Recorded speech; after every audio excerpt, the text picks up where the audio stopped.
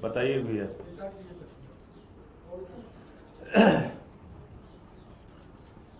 सभी पत्रकार बंधुओं को नमस्कार।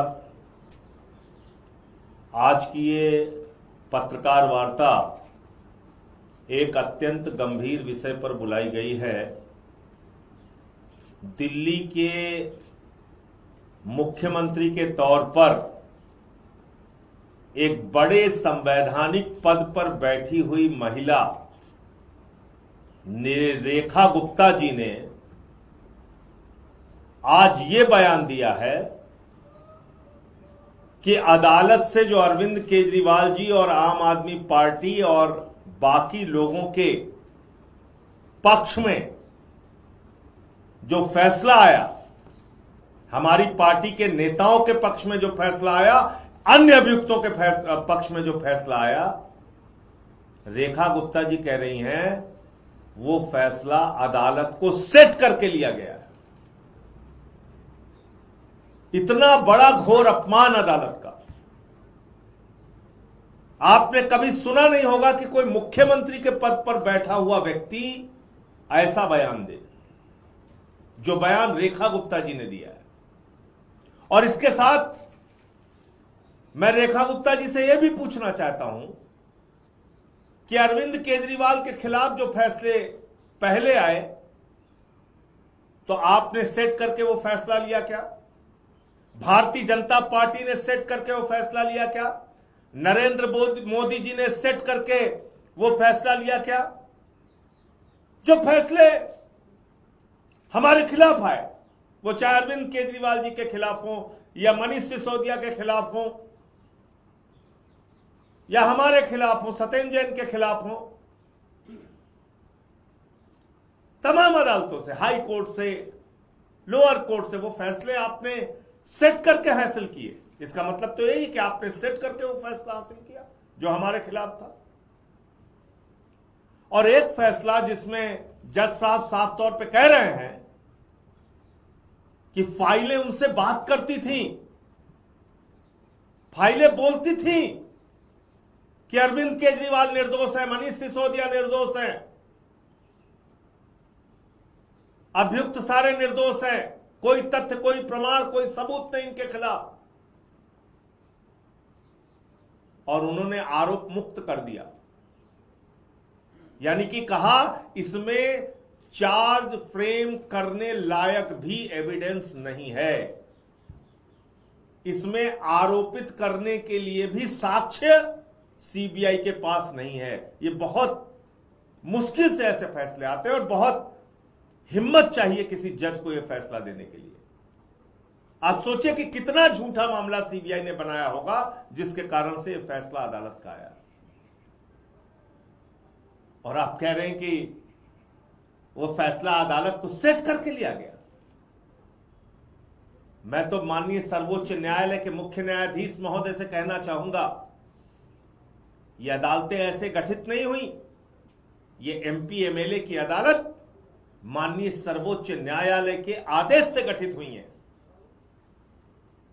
ये एमपी एमएलए की अदालतें, और उसका एक फैसला उसको मुख्यमंत्री रेखा गुप्ता जी कह रही है अदालत से सेट करके फैसला लिया गया। और इशारे में क्या कह रही है कि अभी देखिए आगे क्या होगा। इसका मतलब आगे का भी आपको, आप भी कोई सेट किया होगा आपने, आप आगे सेट करके फैसला बदलवाना चाहती हैं। इसका मतलब आपकी बातों से तो यही लगता है।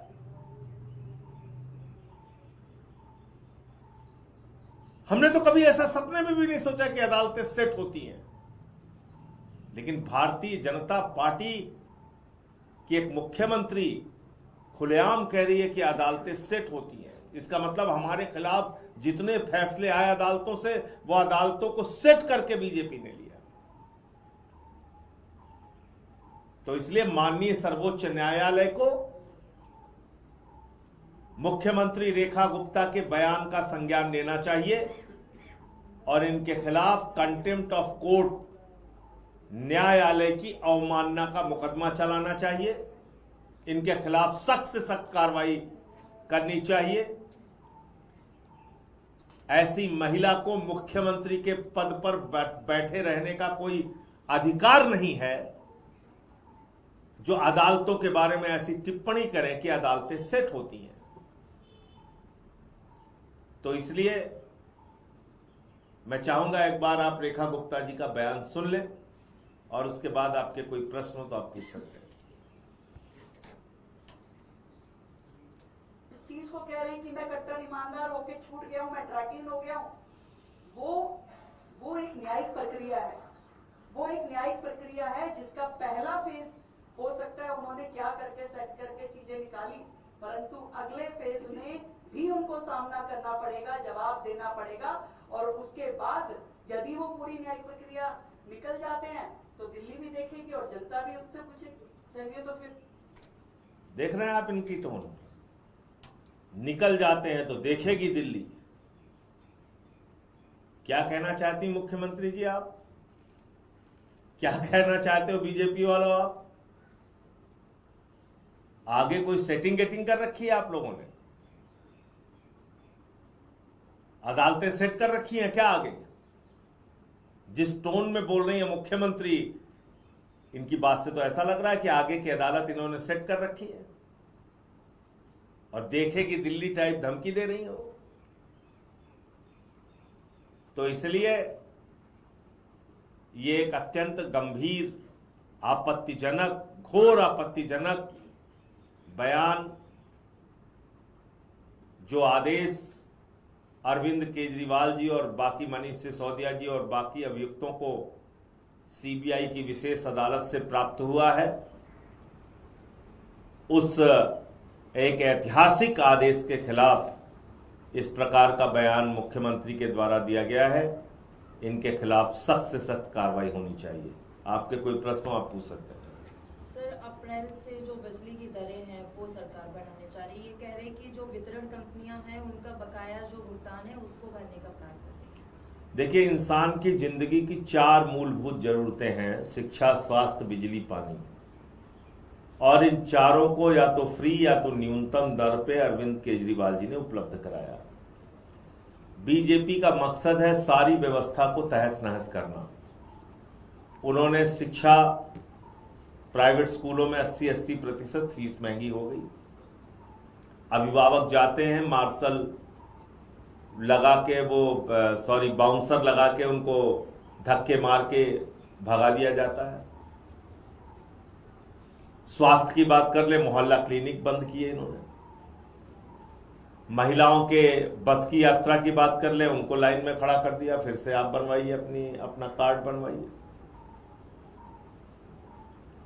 इसके साथ साथ पानी की हालत आप देख रही हैं, जमुना की हालत आप देख रही हैं, सीवर की हालत देख रही हैं, और बिजली का दाम इनको बढ़ाना ही है।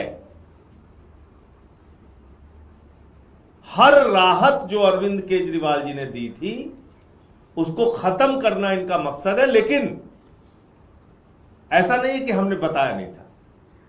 हमने दिल्ली वालों को, केजरीवाल साहब ने बार बार ये बताया था कि आप देखिएगा ये काम ये लोग करेंगे, तो बिजली की दरें भी बढ़ाएंगे लोग, क्योंकि इनको बड़ी बड़ी कंपनियों को बिजली का ठेका देना है, सौंपना है, तो उस काम को ये लोग करेंगे। आखिर 10 साल तक केजरीवाल जी ने अपनी फ्री की योजना कैसे चालू रखी? क्योंकि वो एक ईमानदार सरकार थी।